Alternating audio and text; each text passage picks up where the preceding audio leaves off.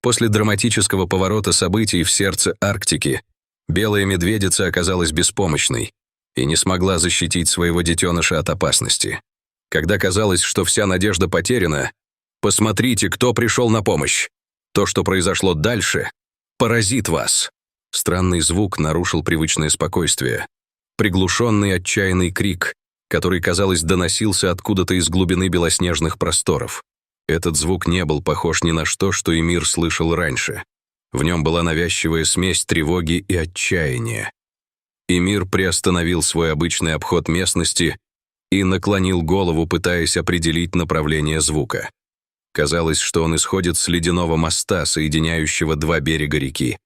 С каждым мгновением крики становились все громче и отчаяннее. Движимый смесью любопытства и беспокойства, Эмир отложил в сторону свое снаряжение и поспешил к источнику звука. Его сердце колотилось от страха и решимости.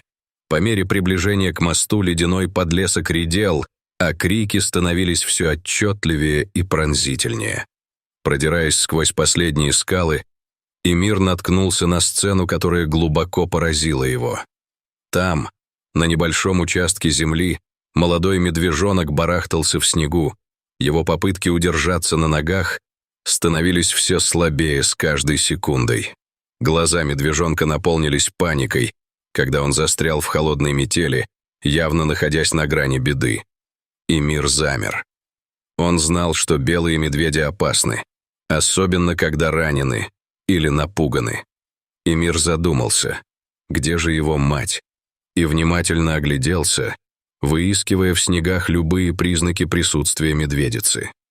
Когда его глаза привыкли к тусклому свету, проникавшему через облака, он заметил вдали нечто белое. Подойдя ближе, он обнаружил медведицу. Ее нога запуталась в браконьерской сети, которая была закреплена на крепком льду. Ее глаза были расширены от паники и боли, когда она пыталась вырваться из ловушки. Ее попытки добраться до своего детеныша сводились на нет жестоким удержанием. Сердце Эмира упало, когда он увидел эту сцену. Мать была поймана в ловушку, не в силах помочь своему медвежонку. Он понял, что от него зависит спасти детеныша, и ему нужно было действовать быстро. Не теряя времени, Эмир осторожно приблизился к краю льда. Он снял обувь и закатал рукава, готовясь войти в холодный снег. Его сердце бешено колотилось, когда он шагнул в ледяную полынью. От каждого шага кружилась снежная пыль. Снег был глубже, чем казалось. Он пропитал его одежду и холодил кожу, но он не мог оторвать взгляда от барахтающегося медвежонка. Медленно протянув руку, Эмир попытался успокоить перепуганного медвежонка нежным голосом. «Все в порядке, малыш», — пробормотал он. Медвежонок, почувствовав присутствие спасителя, казалось, немного успокоился. Его неистовые движения прекратились, когда Эмир подошел ближе. Наконец, оказавшись на расстоянии вытянутой руки, Эмир опустил руки в снег и осторожно поднял медвежонка. Молодой медведь был на удивление легким. Его тельце дрожало от холода. Он отнес его обратно на берег, крепко прижимая к груди, чтобы согреть и успокоить.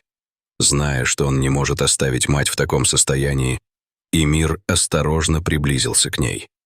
Он осмотрел сеть и замок, прикидывая, как ему освободить ее, не причинив дополнительных страданий. Но прежде чем он успел попытаться освободить медведицу, Эмир услышал хруст снега и приближающийся тихий гул голосов. Его сердце упало, когда он понял, что браконьеры возвращаются, возможно, чтобы проверить расставленные ими ловушки. Он быстро оценил обстановку, подыскивая место, где можно было бы спрятать медвежонка и себя самого. Срочность ситуации требовала быстрых и решительных действий. Эмир осторожно поместил медвежонка в глубину снежных кустов, убеждаясь, что он хорошо скрыт от случайных взглядов. Затем он занял позицию, откуда мог наблюдать за приближающимися людьми, оставаясь незамеченным. Со своего наблюдательного пункта он увидел двух мужчин в грязной одежде, с ружьями и сетями на плечах. Они разговаривали тихими, грубыми голосами, времени от времени смеясь, явно не подозревая о присутствии спасателя. Когда браконьеры приблизились к медведице, она зарычала и натянула сеть, когда они подошли. Один из мужчин вытащил связку ключей, вероятно, чтобы проверить надежность замка.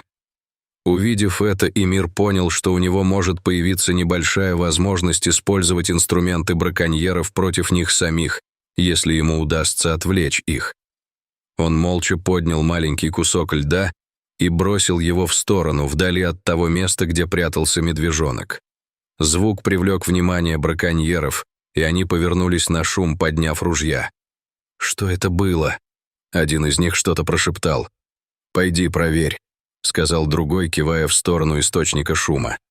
Когда они на мгновение отвернулись, Эмир воспользовался своим шансом. Он двигался быстро, пригибаясь и оставаясь незамеченным, и добрался до того места, где браконьеры оставили свое снаряжение. Он быстро нашел тяжелый крюк, подходящий для взлома замка. Как раз когда он собирался вернуться к медведице, он услышал, что браконьеры возвращаются, ничего не найдя в снегу. Понимая, что время на исходе, Эмир принял смелое решение.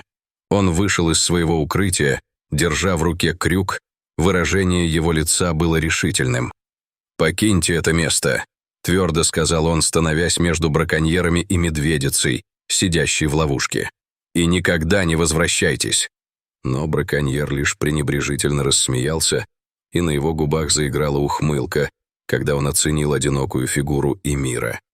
«Ты думаешь, что сможешь нас испугать?» — усмехнулся он, крепче сжимая ружье. Эмир стоял твердо, и крюк в его руке был не просто инструментом, а символом его решимости. «Я не позволю тебе забрать ее. Теперь этому конец», — заявил он, и в его голосе прозвучала властность, которая на мгновение заставила браконьеров дрогнуть. Заметив колебания, Эмир взял психологическое преимущество в свои руки.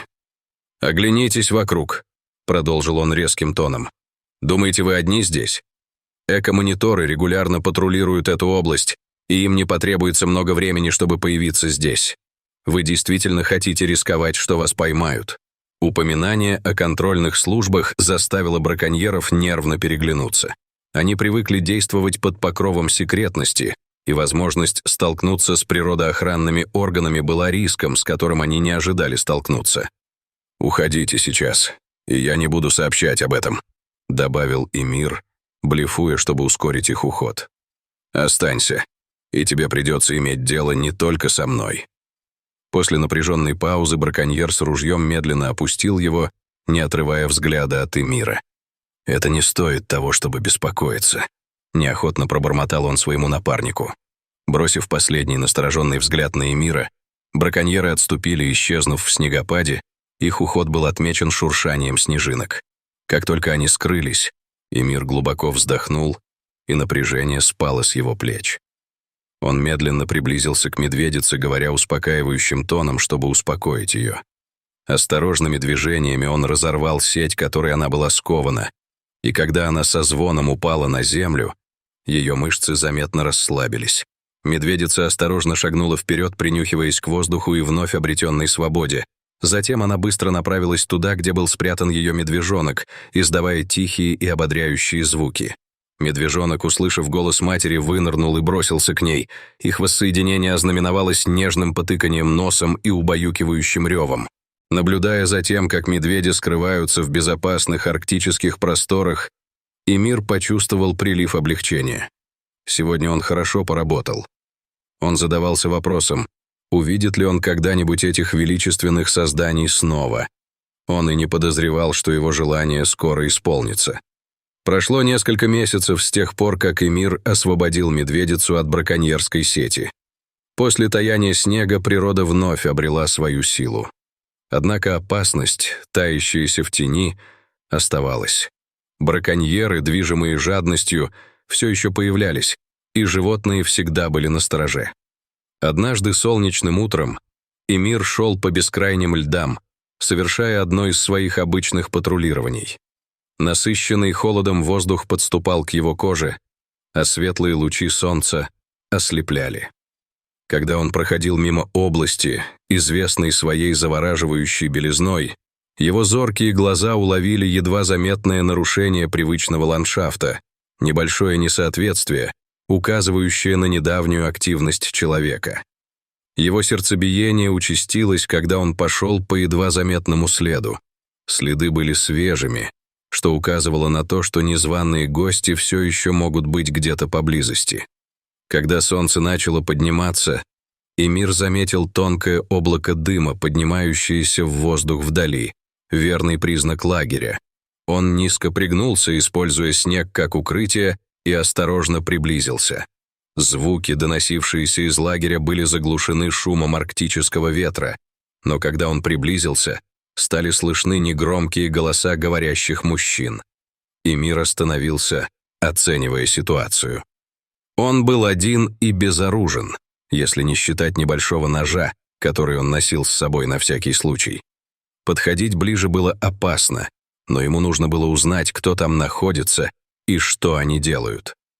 Он осторожно крался вперед, пока не смог разглядеть сквозь снег импровизированный лагерь.